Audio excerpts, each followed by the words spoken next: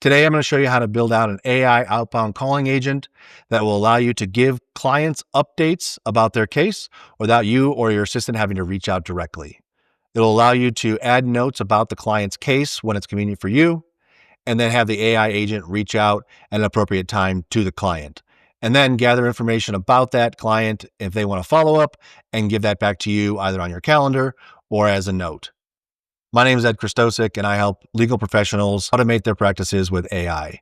Let's go ahead and get started.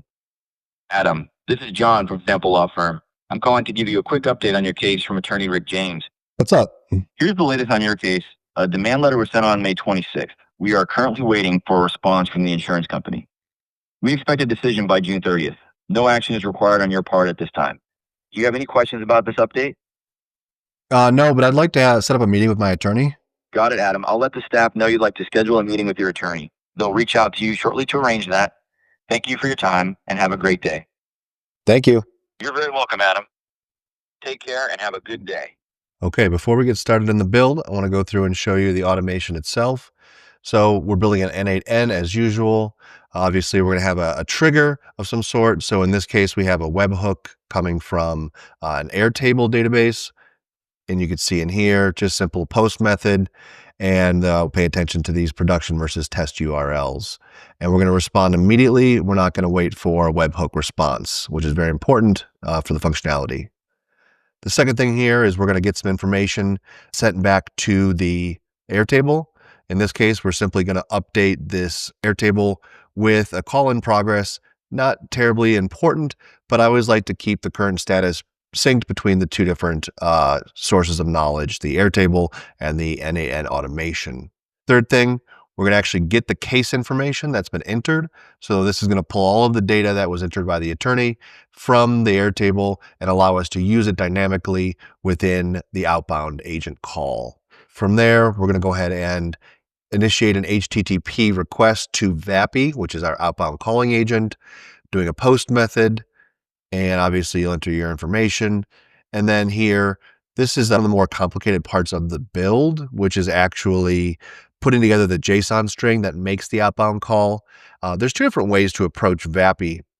One is a static agent, which is an agent you set up with a set of rules and a set of tools, and you can then use it for inbound calls, for example, or outbound calls.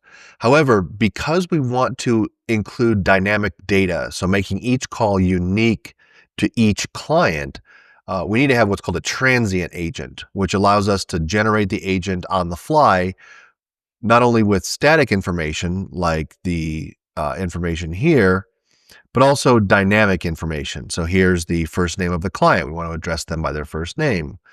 Also, you've updated the case. So we want to enter the information from your notes into the outbound call. Otherwise, it's not a very useful call. So we'll get into this in more detail here when we actually start the build. From there, we want to do something with the information. So during the call, the agent's going to ask, is there anything I can follow up with or let the attorney know? And that's going to be captured in our transcription. So we want to be able to pull that transcription after the call is ended, feed it back into AI, and allow it to extract action items for you. So again, this is your standard API call, but then we're dynamically inserting the ID of the previous call during the workflow. We're then going to take that information from the transcript, feed it into an OpenAI module, and allow it to extract any important information to be inserted back into the Airtable later. And last but not least important, we're going to update all that information back to the Airtable, allowing any action items to be inserted back in for follow-up at a later date. So you can see here, the JSON that was extracted from OpenAI simply being inserted, update the status to call complete, and then we are all done. So let's go ahead and give it a try. Great. Now that we've seen how it works in practice, let's go ahead and get into the build. So as we usually start here, we have a blank N8N Automation. And we're going to go ahead and start setting up some of the key modules here that'll allow us to receive a webhook from Airtable, allow us to gather some information from that Airtable, make an outbound call using VAPI, gather back some information from VAPI, transform it into an action item list, and go ahead and output it back into Airtable for further evaluation. So let's go ahead and get started and let's get some data. So at our first step, we're going to add in a webhook, which is usually how we get these kicked off. And we're going to make note of the test versus production. As I've said before, in the test URL, this is for internal testing and allows you to sort of listen for events or test internal workflows. But when you actually go into production, you'll want to change it to the production URL, and I'll show you exactly where to input those two. Let's go ahead and get it connected to our Airtable database.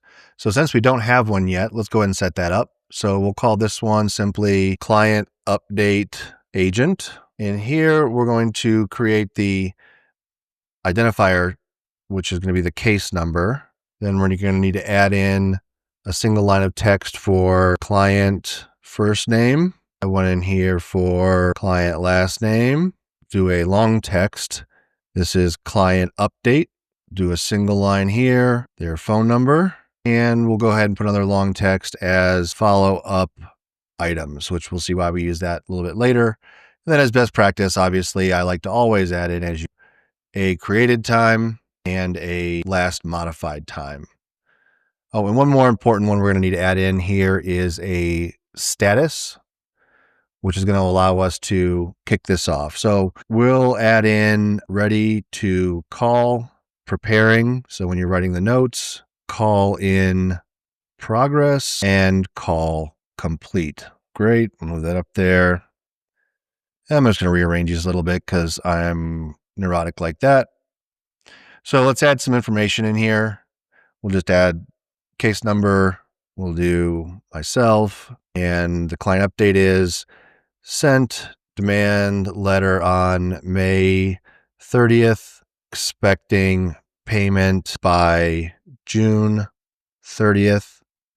No action required on your part. Go ahead and add a phone number here, and we'll go ahead and make this to ready to call because we're going to need that in a second here.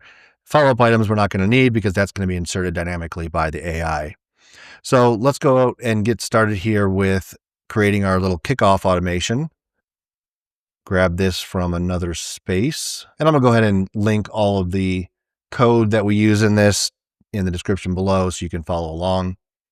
So here we're going to go to automations and add a trigger when record matches a field. In our first table, condition is when the status is ready to call. And here we go. Like we said, now this is an oddity as we've talked about before. You have to do a second search now where any records that it finds, it needs to pull those. So we're going to go ahead and do a condition. The condition is where, again, the status is ready to call. And this number here, 1,000, you can make it 100, you can make it 1. It just limits it to the number of iterations run. So if you have, let's say you're working over the weekend and you have 100 different people you're trying to update, you may want to, call up on Monday morning. So I'd leave this pretty high. So 1,000's fine. So we'll test the action. Okay. Found here. Great.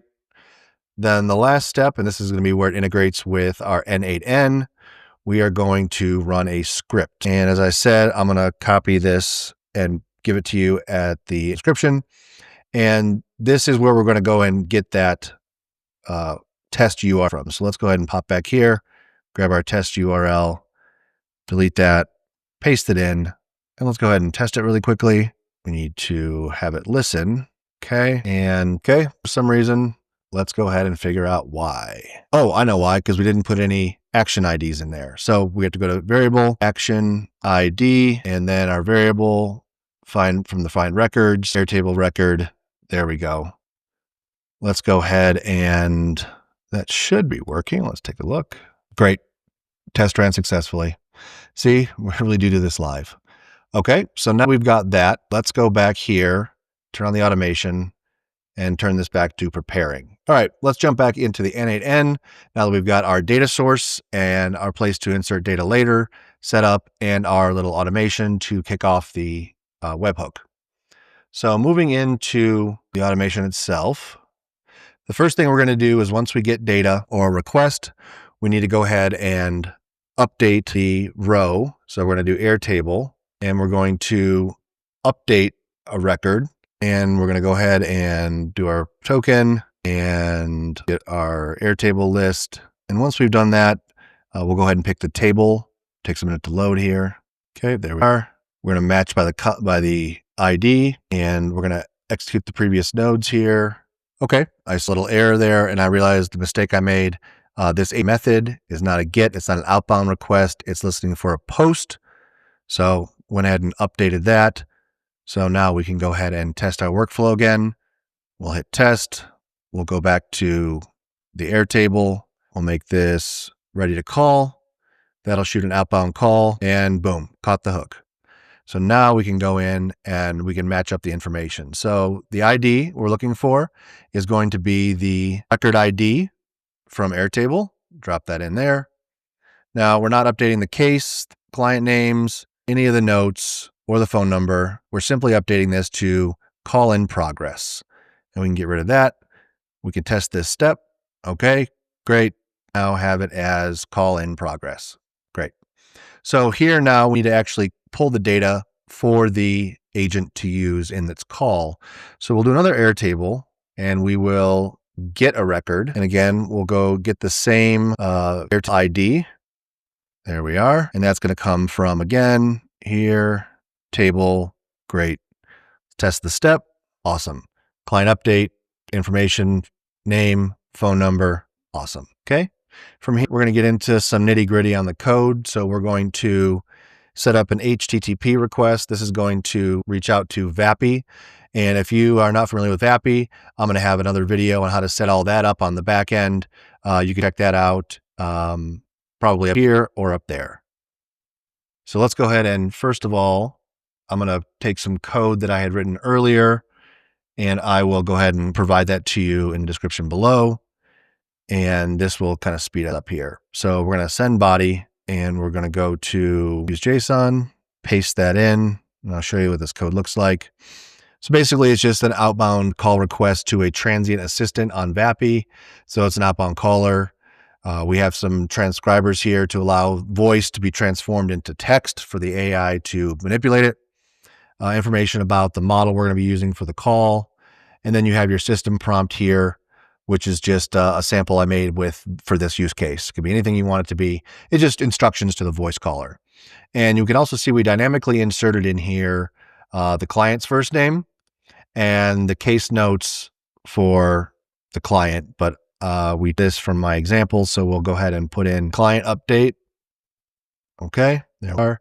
And then down here, this is your first message. Hello, first name of client. And then this is the agent from the law firm. So that is set up there. We have to do a little bit more to this module though to get it ready to go.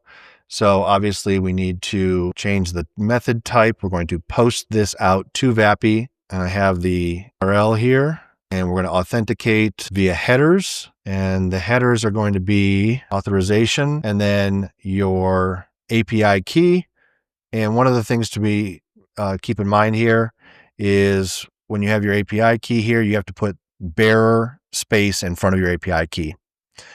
So that should be all set up.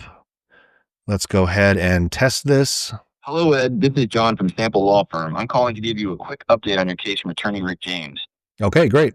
So now we see that works. That's awesome. Things that gives the most problem is this bit of JSON right here. This can trip you up if you want to add different ways of operating. It's just something you have to play with and get used to, get good at. It's like anything, practice makes perfect. But with JSON, there's no such thing as perfect. So great. Now we've got that. Now we need to, once the call's done and the actual transcription is available, we need to make another request to post. And this is going to grab the transcript from VAPI. And you see here's the API call, and then here's dynamically inserted the actual call ID from VAPI, which is right here. So that's a way to connect the call that was outbound to data about that call. Okay, so we need to, again, add in headers here for authorization, and we'll go ahead and grab our key again. Great. And for this, we don't need to send any body with it.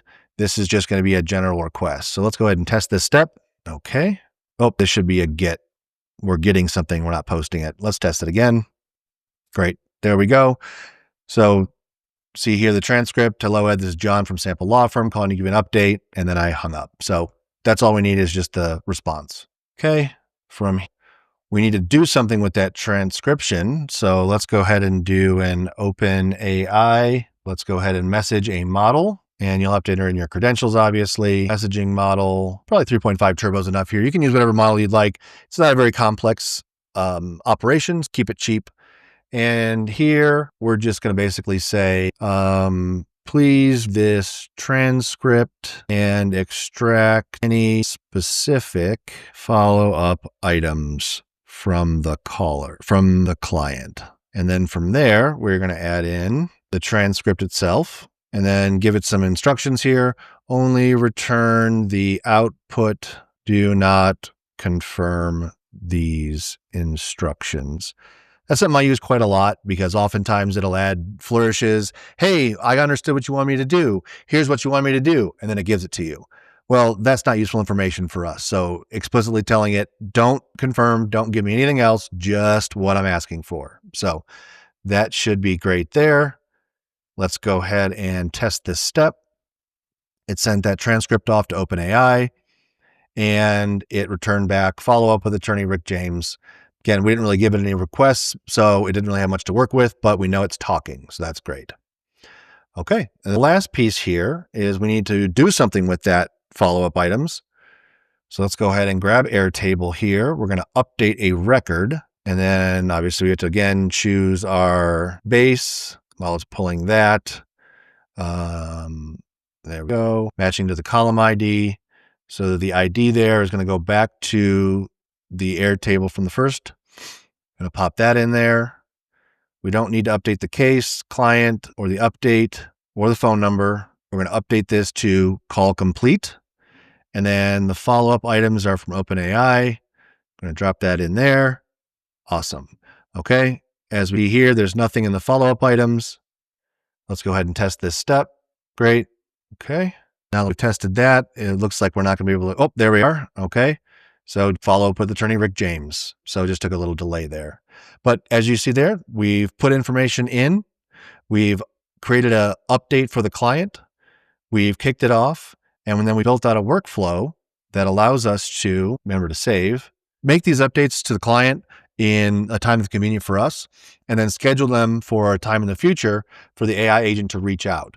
And when the AI agent reaches out, it's going to allow then for the information to come back to you if there's an update from the client.